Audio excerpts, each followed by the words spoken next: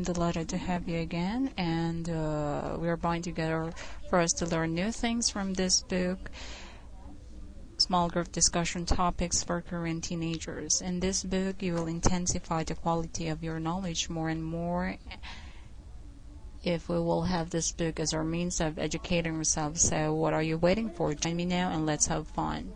We are now on Unit 20 and we hear our topic, Multicultural Korea. Well, how do we begin to coexist with the others?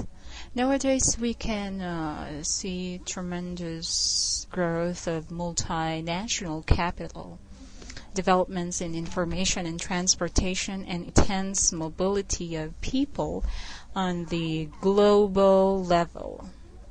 In the transnational and translocational context that this global mobility has brought about, we can also see the weakening of the state as a community in which political concerns decrease and the welfare systems dwindle. At the same time, demands for the recognition of national, ethnic, and religious identities are growing more than ever. This contradicting and conflicting structure which will reveal its worst aspects in the 9/11 tragedy has questioned the existing liberal arguments of the justice of redistribution and invoked new concerns on the politics of difference as well as the politics of recognition. Korean society, which too has been experiencing, albeit reluctantly, a rapid change into a multi-ethnic and multinational society. It is also struggling around the issue of difference in redistribution, since a few years ago foreign migrants have attracted to a great deal of attention. Now let's talk about this multicultural Korea. Please repeat after me. Intermarriage. A big change is underway in Korean society.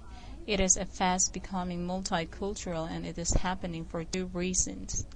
Many Korean men are marrying women from outside Korea. Foreign workers are now living in Korea and marrying Koreans.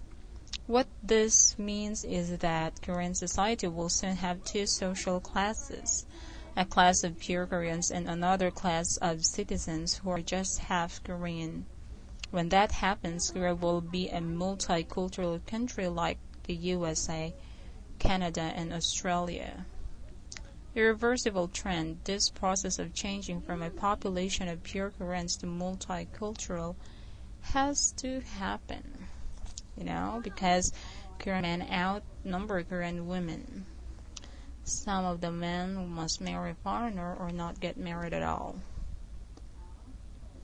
Also, Korea needs the foreign workers to work in its factories.